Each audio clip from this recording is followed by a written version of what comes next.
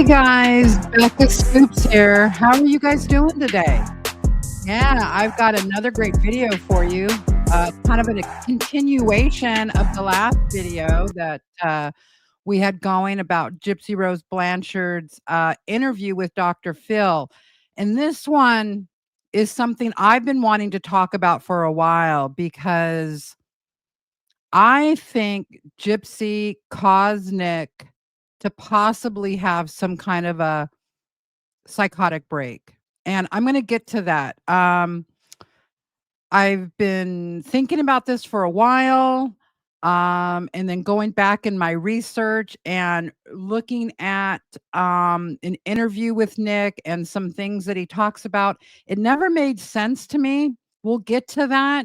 What I mean about a psychotic break is due to stress and anxiety that Gypsy introduced into Nick's life. I rewatched this interview with Nicholas Godejohn. For those of you that are new, Nicholas Godejohn is Gypsy's accomplice. She met him. We're going to go over some of this. She's going to talk about during this Dr. Phil interview on a Christian for free dating site. And basically, over a couple years, she groomed him to do this murder, in my humble opinion. Okay, so let's just get to it, and then I'm going to explain this all to you. This is kind of a big deal, what I'm going to talk about here.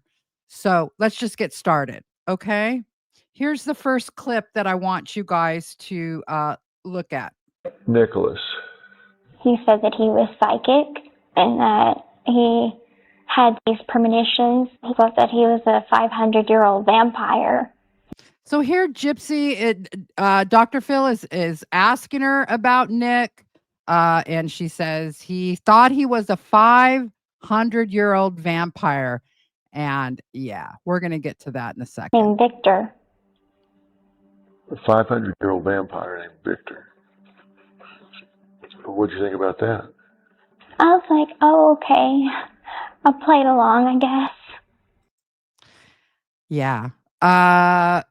It's my humble opinion that Nicholas didn't think he was a 500-year-old vampire until he met Gypsy Rose Blanchard. Gypsy Rose was into different cosplay. All right.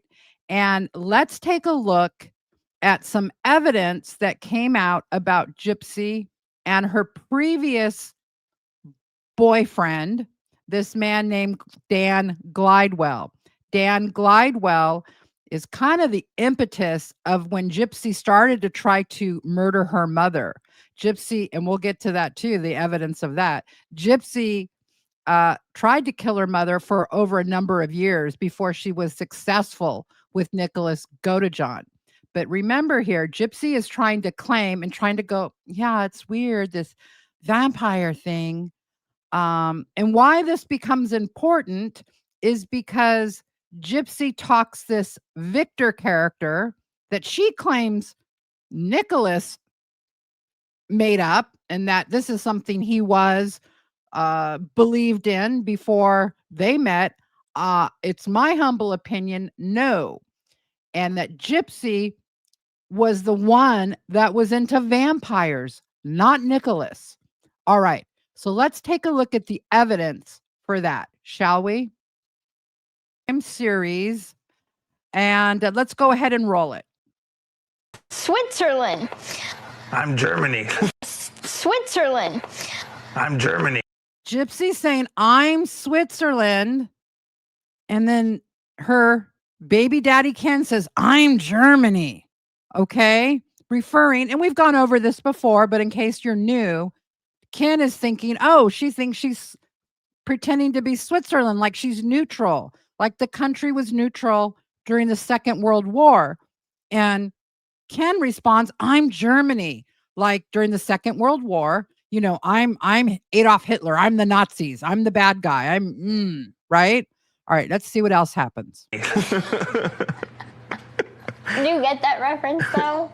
Yeah, they stayed out of the war, right? Like, well, You get that reference though? And Ken's like, yeah, they stay out of the war, right? He's referring to World War II. In Twilight, Bella says, then I have no I'm idea. Switzerland, because she didn't want to get in between Edward and Jacobs. Gypsy takes it in her mind, Switzerland has to do with this Twilight movie. That has to do with vampires and werewolves. Okay. Evidence number 1. But here we're going to get to evidence number 2 of why it was Gypsy who was preoccupied with vampires, not Nicholas. Hey guys, first and foremost, we want to say that you are awesome. We are so appreciative of all the information that you have sent through to us of Dan Glidewell. I'm waiting for Marcy to get here so we can go through all the information together, Marcy and myself. But in the meantime, I want to show you this one photo of Dan Glidewell dressed up in cosplay as a vampire. There is Dan Glidewell, the first so-called boyfriend of Gypsy Rose Blanchard, dressed up like a vampire. This just blows my mind, guys. I accepted his friend request, and his name was Dan. Now, Dan Glidewell was the guy that Gypsy Rose met at VisionCon. Gypsy was head over heels in love with Dan, and Dan was supposed to be her knight in shining armor that would rescue her from this tormented world. I thought, this is my knight in shining armor. That's when he tells me that he was on parole. I didn't even know what parole meant. Well, Dan Glidewell allegedly was into cosplay and BDSM, but then Nick Godejohn was also allegedly into cosplay, and he thought he was a 500-year-old vampire. Oh, right? Or did he? You see where I'm going with this, right? It was Gypsy, even after she was arrested and went to prison, who was continually into this cosplay stuff. Not Nicholas Godejohn. He had other quirks that we're going to get to, and why I think that Gypsy kind of induced a psychotic break in him. But this wasn't, and that's thanks to Anxious Angst Crime, that video clip. All right, let's go back to the Dr. Phil and see what else Gypsy has in store for us. You didn't believe it, or did you? I think a part of me did believe it at the time. She's saying, I believed he was a 500-year-old vampire. I mean, what is going on here? What is going on? You did believe he was a 500-year-old vampire named Victor living in Wisconsin. Mm-hmm. What else did he talk about that was less tame than that he was a psychic? He had multiple personalities. Okay, here we go. And here's where you're going to see her proceed to just lie. She's caught in lies, and she starts to kind of squirm a little bit at one point here. Victor was only one of them. He had other personalities that were much more violent and scary. Okay. Such What's their as names? he called him the Black One. He would just talk in this horrible, scary voice, and he would talk about how he wanted to kill me and how he wanted. Okay. So here she's calling him the Black One, and maybe that's a name that he did come up with, and you'll see why when we get to the psychotic break stuff that she probably induced in him, in my humble opinion. But here she's trying to explain how it was all him. He was into all this weirdness. It wasn't me. She's also claimed that he's the one that introduced her to BDSM. That's not true either. To rape me. He said, I will kill you so bad they will never find your body. But you wanted to meet him. Dr. Phil's like, okay, so then you wanted to meet him? I did. I was in love with thought I was in love with the good side of him. I was very, very naive back then. I never had a boyfriend. I never had a boyfriend except for Dan, the other vampire guy. It's weird. They were both vampires. I don't know how that happened. I didn't know a good relationship from a bad one. No. All I ever knew of love was what my mother showed me. Okay, so we know this isn't true. We know that she had other relationships. We know for sure she had the relationship with Dan Glidewell. But I want to get to the point where she just point blank lies. Just point blank lies to. All right, here we go. On the internet, right? Yes, sir. He was erotic role playing, and you had alter egos as well, right? I made alter egos to fit his. All right. So you're listening to this. I made alter egos to fit his. So basically, what she's trying to sell here to the public is that he had all these alter egos, and then I came along. Gypsy came along, and then I made alter egos to fit his alter egos. See how that works there? And let's see how credible this sounds when she gets into explaining this. Okay, like tell me about little Kitty. Little Kitty was kind of a little girl. I kind of based her looks off of anime cartoons. You said it was based on his personality. All right. So Dr. Phil's saying you're basing this on his other alter ego, his personality. So who did little Kitty go with? What's the name of that personality? What's the name? Your name was Little Kitty. So what was Nicholas's name for his little boy that matched Kitty? Because you made up Kitty to match some little boy alter ego that Nicholas already had before you met him. Because that's what she's saying here. Let's see what she says about how she explains Nicholas's alter ego for the little boy and what his name was. Because she had names for all of hers. So I wonder what the name was. Which one did that one go with? That went with his little boy personality. With his little boy personality. Oh, he didn't have a name. Okay, well maybe. All right, well, let's move on because you had others, so I'm sure we'll get to some names. And then there was Candy. Mm-hmm. What was that? Candy was more of the vixen, more risque. And that went with what? That went with his that personality that's more sexual.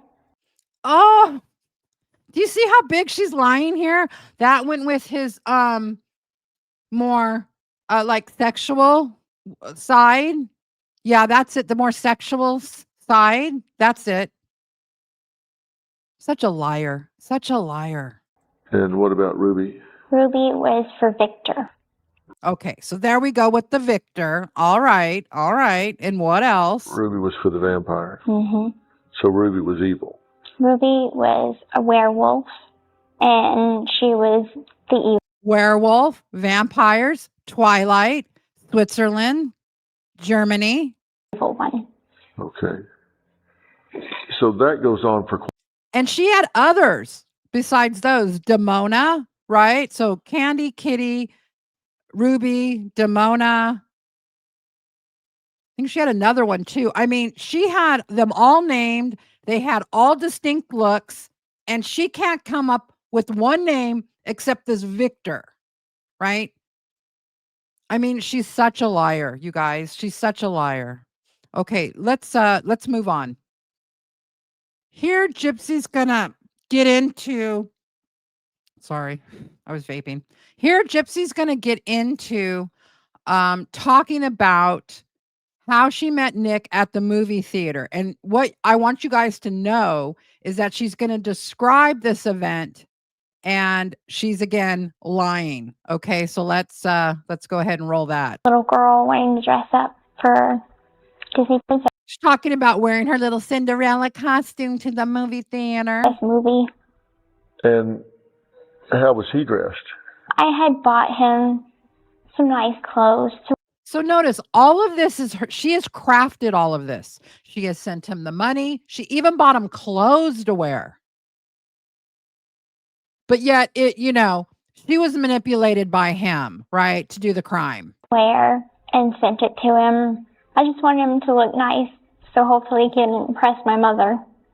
Now, this is going to get really interesting because of how she describes what goes on at the movie theater and how she describes her mother. And then we're going to take a listen to Nick and how he thought it went. She didn't know he had come down from Wisconsin. No. She just thought some guy you bumped into at the movie. Right. So were you alone with him at the movie? No, my mother was sitting right next to us. Okay. Now, there is somewhere, and I can't find it, where there's a different account where she goes and sits next to Nicholas. And in fact, even in this account, she talks about him sitting next to her. She kind of like forgets that her mother doesn't want Nicholas around her. And she talks about how they get up to go to the bathroom where they have this sexual encounter. And so you got to listen closely to the details on this. And then my mother got increasingly angry because I was paying more attention to him. What does that even mean? So paying more attention to him, you are watching a movie. He has to be sitting right next to you. I mean, what are we talking about? Are you having like full-on conversations during the movie? Like you're looking back at where he's sitting, because supposedly you're not sitting with him, but they were sitting together. And I think they were sitting away, and there's somewhere, and I can't find it, but I will find it, where there's an account where they are not seated next to Dee Dee, and Dee Dee isn't being this helicopter mother. She's like, okay, Gypsy's sitting next to this guy. In fact, Dee Dee meets Nicholas, and Nicholas is going to talk about how he thinks that went. Than I was to her. Okay. Was this picture taken at the movie? Yes. Okay. Did you have sexual relations with him at the movie? Yes, sir. Where was your mother? She was in the auditorium. We had went to the bathroom. Now, if you're with somebody and they're sitting next to you at the theater, it's like, oh, we're going to the bathroom, right? That's what this sounds like to me. We're going to the restroom. And listen to what she says after this, because she kind of catches herself. And who took this picture? I think Nick at one point says somewhere that it was a selfie, maybe. I don't know. It's 2015. Did we do selfies in 2015? I'm not sure. So this whole story is very suspect. And why this story is so important is because this is the crux. When Gypsy tells Nick that this situation went so wrong that now they would have only one option, and that is to kill her mom. Okay. So Gypsy's got to blame this on her mom, because if Dee Dee was not totally freaking out about Nick and was like, okay, yeah, there's a guy meeting my daughter at the theater or whatever, and she wasn't fully like, having some kind of a crazy reaction, well, then there's no reason to murder her, because they can be together, because Dee Dee's not totally being a bitch and standing in their way to have a relationship. So that's why this is so important. This story is so important. In the men's bathroom. I wheeled myself to the bathroom and he followed. Well, my mother was still in the auditorium. And she knew he was following? Yes. But she thought that he was going to get popcorn. How would she know he's going to get popcorn? Again, this doesn't make any sense. Are they sitting together? I say yes, but she's kind of saying no. And then now she's saying they get up at the same time to leave the theater. And guys, this is a date, like the 10 a.m. showing. There's nobody in the theater but them, pretty much. And so what is Nick yelling to Dee Dee? Oh, I'm going to go get popcorn. None of this makes sense. Okay. But we do know this. They got up together and went to the bathroom, and Dee Dee was present and saw them go and didn't freak out and didn't follow them. Where did you go once you got in the men's bathroom? The handicap stall. And what happened then? We had sex. So you have sex in the handicap stall in the men's bathroom at the Cinderella movie, and then you get back in your chair and motor back out to the auditorium. She Okay, now pay attention to this part. What's going to happen now? Knew none the better. Here she is. She's 24 years old. She's growing up. Listen to what Rod says here. This is her father, Rod Blanchard. I almost think at this point, he knows why Gypsy murdered Dee Dee, and he's going to give it away right here. And it wasn't because of medical abuse. Listen to what he says. You can't deny adolescence. She really loved the guy. She wanted to have a family. She wanted to be married. People do a lot of things for love. People do a lot of things for love, like murder, right? Like murder. Now, it's after this meeting at the movies. Did you ask him to kill your mother?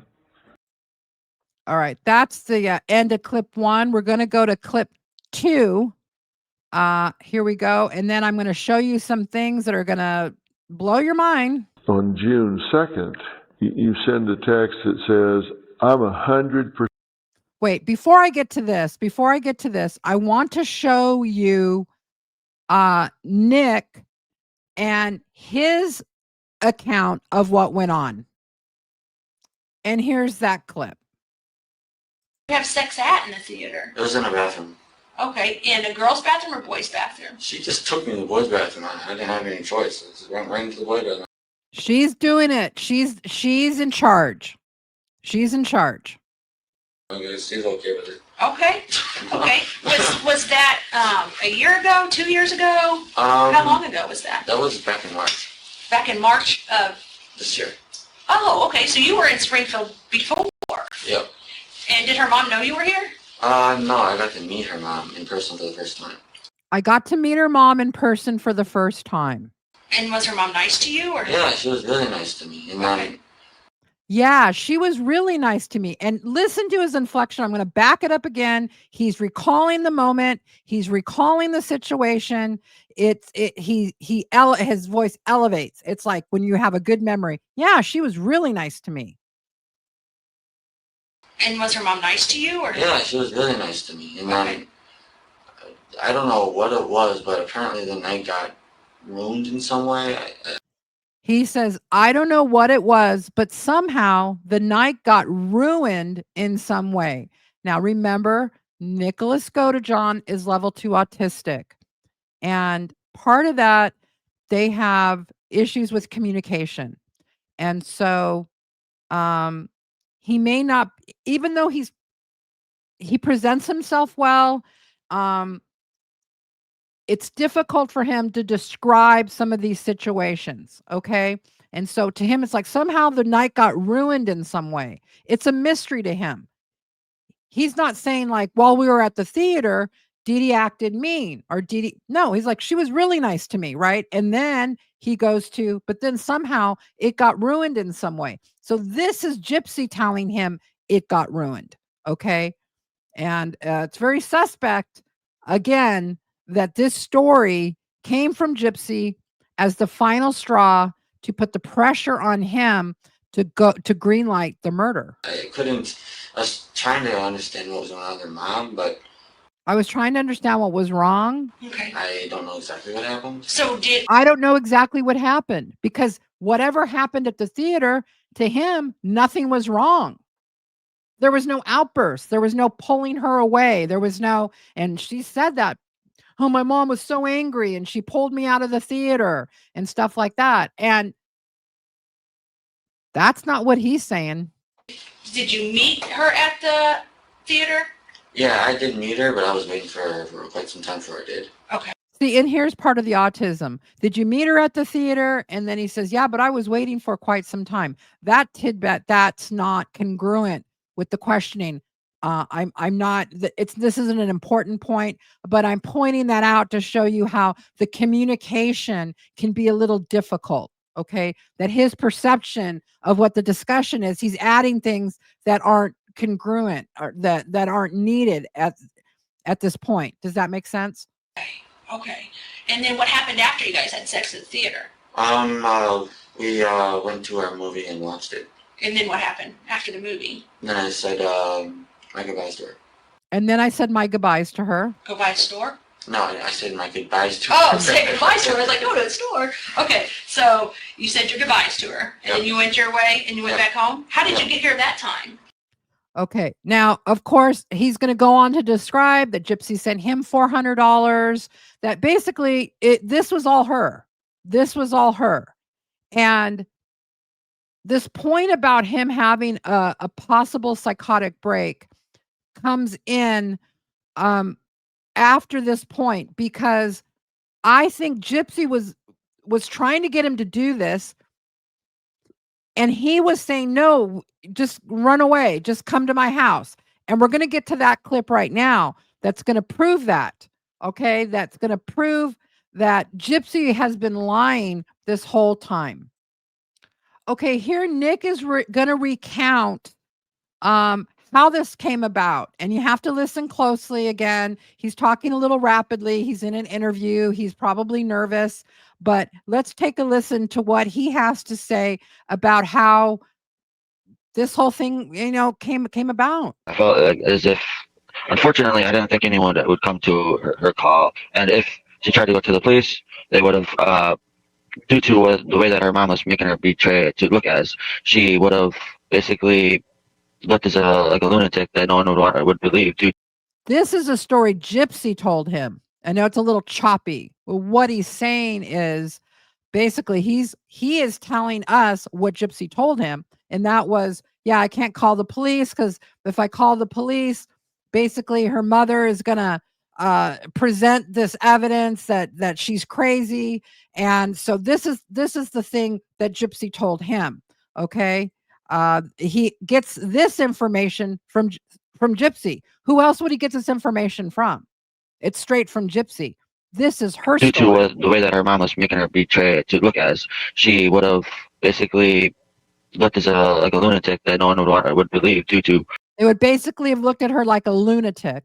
what her mom would be putting in everyone else's head. So she felt like And what her mom was putting in everybody else's head about Gypsy. it was a non-escapable path. A non-escapable path. On it, and she needed someone to understand her enough to be willing to basically risk their life for her, which is unfortunate. Somebody to be willing to risk their lives for her. Fortunate that had to go the way it did, because originally I wanted to just run away with her, but Originally, I just wanted to run away with her. she kept on persisting on this alternative thing She kept on persisting on this alternative thing that really didn't seem to pan out in the way that it never was obviously meant to. It didn't really ever pan out. So, of course, again, there's some communication difficulty there. Basically, what he's saying is the reason they had to do it was because Gypsy couldn't go to the police because the police would look at her like she's a lunatic based on what her mother would have done, that her mother would have stepped in. And so she was in an inescapable situation and she needed somebody to put their life on the line for her. Even though I tried to get her to run away many times, she persisted. All right. So he did this. This is not someone who was looking to murder someone. This is not someone who, as they want you to think, and as the prosecution presented during his trial, that he was this dark character who was looking to do violence. No, that's not true, in my humble opinion. Okay? We're going to get on to the psychotic break. To get to his psychotic break, we're going to go ahead and start with this clip 2 here that I have for us, okay? Process.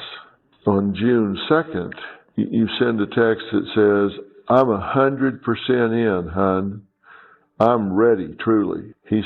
This is what she's sending him on June 2nd, 2015, a text message. The crime occurs on June 10th. So just a few days before, she texts him, I'm 1,000 or 100,000% in, hun. I'm truly ready. Now, look and listen to what his response is to that. Says, why you say that, baby? You say, because I've... Why you say that, baby? Does he even know what she's talking about? What is, why you say that, baby? What are you talking about? And she says, because I finally allowed myself to accept you're my everything. Now, this is the beginning, the passive aggressive text messaging to just lead him up to the murder. Finally allowed myself to accept you're my everything. I will go with you and live our dream. So then on the 9th, you say, hun, does he require just the gloves and knife? Now, she's saying he. Who's he? Well, she's referring to this so-called Victor character that supposedly he made up as a vampire, right? Yeah, I don't think so. I don't think so. But anyways, Victor is something she tapped into, and I'm going to get to that in a minute. When you're saying he to Nick, you're referring to his alter ego, Victor, right? Yes, sir. And Nick says, "Hun, that side of me expects duct tape too." All right, I'm going to pause it right there because I'm going to get to the point about this so-called Victor, the so-called alter ego, and in my humble opinion, this psychotic break. Okay, so we're going to listen to Nick talk about this. We'll call it an alter ego. Okay. I mean, the first time I was aware of it and it freaked me out was me being around 14, 15 years old. And I seen a glimpse of something in my eye and I didn't know what it was. It was Now, he's describing the first time I knew of it, and he said, I saw a glimpse of it in my eye. This is a delusion. This is a psychosis. Okay. just like a glimpse of something in my eye. And then I felt as if, what do you call it? A dreadful like feeling came upon me as if something wasn't right. And it was almost like whatever it was that I noticed in my eyes, almost like something. I'm really curious to know what was going on when he was 14 and 15. I think something kind of traumatic. I think something that pushed him to extreme anxiety. And I'll explain more of that later. And knowing and letting me know that I was to be aware of it being around. And at the time, it was just a dreadful feeling that I didn't understand because I was so young. But I basically tried to get Gypsy to be willing to explore that part of me for me to understand it better. Now he's calling it a part of him, a part of him. And it's hard to know exactly what he's describing, but I believe in his mind at 14 or 15, something happened. And as a former psychiatric nurse, I've taken care of hundreds of paranoid schizophrenics. And Nicholas is not a paranoid schizophrenic, but what he's describing here is like a psychotic break. And I've heard these kind of stories before from patients. It's a very familiar thing. Not exactly how he's presenting it, but very similar stories about how people think, something's invaded them or something's wrong with them. And basically, it's just that the patient becomes so anxious. In this case, Nick becomes so anxious or something traumatic happens. And this is how his mind deals with it. Letting it get out of control. And then she, instead of just explored it in a conditioned way where it wouldn't be out of control, she ended up taking advantage of it. So now he's describing how she became aware of it. Listen to this. He shared this story. There's something in me when I was 14 or 15. It scared me. It gave me a dreadful feeling. He's like thinking it's some kind of dark side or something. I don't even know if he thinks it's a dark side at that point. Whatever he described to Gypsy, it was this basic same story because he's told this story even to the forensic psychologist, the autism expert. He recounts this story. So he's very consistent with this story. When he's 14 or 15, he catches a glimpse of something in his eye that makes him feel dreadful, that he didn't recognize. Okay. It's psychotic. Okay. I don't know how else to explain it to you except exactly how he explains it. Okay. But that's how he listens to. Obviously, he tells Gypsy this story. And what does she do with this information? What does she do with this information? Understand it better without letting it get out of control. And then she, instead of just explored it in a conditioned way where it wouldn't be out of control, she ended up taking advantage of it. So she ended up did she take advantage of it and call it Victor, the vampire? Angering it more and more, with basically provoking it that it wouldn't do certain things and so forth. And it used it as an advantage. So that's the story. And so let's take a look Now, people that have level 2 autism are that psychosis, or schizophrenia is not a part of it, but an autistic person, level 2 diagnosis, can have a psychotic break. While psychosis is not a symptom of autism itself, it is a separate, co-occurring condition that can affect autistic individuals at a higher rate than the general public. Okay? It's distinct but co-occurring. Psychosis is not caused by autism, but the two conditions can occur in the same person. The combination can present unique diagnostic challenges as some symptoms may overlap or be misinterpreted. Increased risk. Research suggests that autistic individuals are at a significantly higher risk for developing a psychotic disorder, such as schizophrenia, compared to non-autistic people. And right here, the middle part, high stress and trauma. The constant effort of navigating a neurotypical world, sensory sensitivities, and social challenges can lead to high levels of stress and anxiety in autistic people. Stress is a well-known risk factor for psychosis. What more of a stressful situation can you have than this woman who becomes your everything? You're an autistic person and you are honed in, you're obsessed, she's your person, needs you to murder their mother. How much stress is that for this guy? And the stress that she's putting on him daily as it gets, you know what I mean? When she decides to introduce this murder plan to him, and at first she's saying, "Oh, well, maybe we won't have to do it. Maybe I'll get pregnant, or maybe you'll meet my mom and she'll like you." For all indications, according to Nick, Dee Dee wasn't mean to him at the movie theater. And she let them leave the theater together to go out while she stayed in the auditorium, while they went to that bathroom together. It wasn't like she was being hyper vigilant. So I wasn't there. I can't say definitively that Dee Dee wasn't grossed out by Nick or felt that Nick was weird or whatever, or even had an opinion on Nick. I don't know, but I can't see in any of what he says that she was acting crazy or acting hypervigilant, as I said. Now, take it that Gypsy listens to Nick's story about this weird thing in his eye when he was 14 or 15.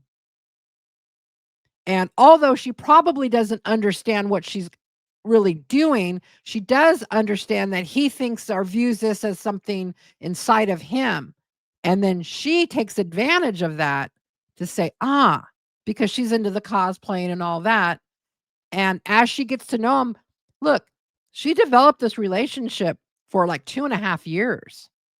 She knew him every day. They were conversing multiple emails a day, text messages a day. She got to know him very well. And it's my contention, it's my opinion, that as the pressure got to him, this alter ego thing probably caused him another somewhat of a psychotic break. And because he couldn't deal with the stress, he liked her suggestion of having this Victor character, this Victor vampire. And that's how he compartmentalized doing this deed. It's my humble opinion. It's just my opinion based on all the things I'm learning about Nick, listening to him, researching this case for over 1.5 years. I've decided to share this conclusion. I've had it for a while, but I wanted to share it with you because it never made sense to me that any of this was Nick. Nick was not the person in charge in this relationship. That's easy to see. All right, let's get to the next part that I want to share with you guys. Okay, let's pick up that clip where we left off to make my final point. I will go with you and live our dream. So then on the 9th, you say, "Hun, does he require just the gloves and knife?" when you're saying he to Nick, you're referring to his alter ego, Victor, right? Yes, sir. And Nick says, "Hun, that side of me expects duct tape too." Now, they used all of this against Nick during his trial. They used that, look how he's talking. He's, he's saying, "Hun, that side of me, right? That thing that came about when he was 14 or 15, that probably was stress-induced, some kind of a trauma." We know that the mom had issues, that his home life wasn't the best. So, his poor mother. And so something happened around 14 or 15 at him to have kind of that psychotic break where he thought something was in his eye, in the mirror, and all that. And now he's talking like this person, that she has. If he had that in him, Gypsy molded this, then gave it a name, Victor, gave it a role, a vampire, a violent vampire, and now he's just playing that role. This isn't my point is, it's not that he wanted to be violent. It was like she led him to this. To muffle her. You say, "Okay, baby, we have that. I'll pre-cut it." At 7:25, Nick says, "Dear, I should ask you this before he has to. Is your mom a light or deep sleeper?" You say, and see how he's compartmentalizing it in his mind. See how he's compartmentalizing it. I don't think Gypsy was that brilliant to know that this type of an approach would work on an autistic person, especially one who had had a previous somewhat psychotic break when he was 14 or 15. But now he's compartmentalizing this because this is a trauma to him. Having to do this is a trauma. And I'm not excusing him. He did it. I'm not saying, "Oh, let him out, let him be free." I'm just explaining the psychological dynamics that were probably at play here. Okay? This is the story nobody else has told. In the courtroom, they said it was Nick, that Nick had this crazy evil side, and he had this good angel and this bad angel. Nick talks about this good angel and bad angel. Nick's autistic. He's got problems explaining himself.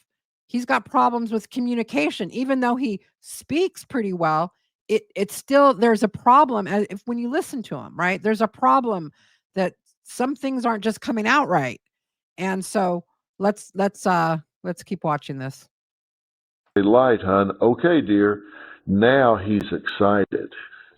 "The gonna go down tonight," Ruby said. "That's your alter ego, your evil side." And she doesn't have alter egos. She just cosplays. She was into BDSM. But once she found out that she didn't know it was a psychotic break. She's not that smart. I'm not saying she knew any of that, but she knew, based on her role playing and stuff, she's like, "Oh, he thinks there's something weird in him, or he had this, this experience, And so I think she developed that. I think she used that. I think she said, "Oh, plus, she liked it. She was into the vampire lore, right? The Twilight lore. Dan Glidewell was into it. So, it comes from her. The whole vampire thing comes from her. It didn't come from him." And he says, "Well, how does Ruby feel about it?" "She keeps me numb in order to cope and survive." We now fast forward to that night, 8:36 p.m. You text, "I left the gloves outside the front door and the screen door is squeaky. So try to open it just enough to get in and close it gentle. I'll hand him the knife and the duct tape." Look how she's micromanaging this whole thing. She's totally micromanaging him. Why? Because she has to. Just like the video she made, the stab video, right? She's got to actually make a video of her walking into the bedroom, going to where her mother's sleeping, and going like this. Why? Because he's level 2 autistic, and he needs those videos. That's how he understands things. That's what the autism expert talks about in his summary of Nicholas, that these videos were extremely, well, Gypsy probably didn't know that using the videos was like the perfect way. The autism expert said those were the perfect way to teach him and to get him to do it, that he needed those instructive videos. And a lot of those videos were also the role playing that went on between them. And he became this Victor vampire. And then she turned the Victor vampire into this character who could do the evil deed. Inside, darling, it's pre-cut and ready. At any point during this time, did you look at this and say, this is beyond weird here? I'm talking to a guy that's talking about himself in the third person, Yeah. Now, Dr. Phil's questioning, is it weird? You're talking to a guy who's talking about himself in the third person? person's a 500-year-old vampire, and he's glad that my mother's a light sleeper, so she'll be awake when he's hacking her to death? I didn't get that he was glad. Where did he get that from? I mean, even though at the time you felt like you wanted her dead, did you think this is beyond strange? All right, that's the end of that clip. I wanted to I'm going to go ahead and end it here because there's a little bit more of this interview that I want to go over, but we've already got to 47 minutes, so this video is kind of long. I do have some exciting things that are coming up. I am getting people together to do a live. We are going to need your help. We kind of have an exciting development in the mainstream media thing. So you're not going to want to miss this live to find out what it is. It's kind of exciting. I'm excited, and it takes a lot to get me excited. Trust me. At 61, yeah, I'm excited. Okay. So if you guys will look for that, make sure you have your notifications on so that probably tomorrow you'll find out what day it is. It's going to be within the next couple days for sure, like 48 hours probably. But I'm getting it together right now. It's going to be a live stream. We're also going to have some trivia. So we're going to do some serious stuff, and then we're going to do some fun stuff. So if you want to win some Amazon gift certificates, $50 gift certificates, make sure you make the live. Now, if you can't make the live, I'll see you on the replay. All right, guys. Thank you so much for joining me. I really appreciate you guys viewing my content. You guys have no idea how much I appreciate you guys taking the time to watch my videos and giving me a like if you like it and leaving a comment. I do read all the comments. I do.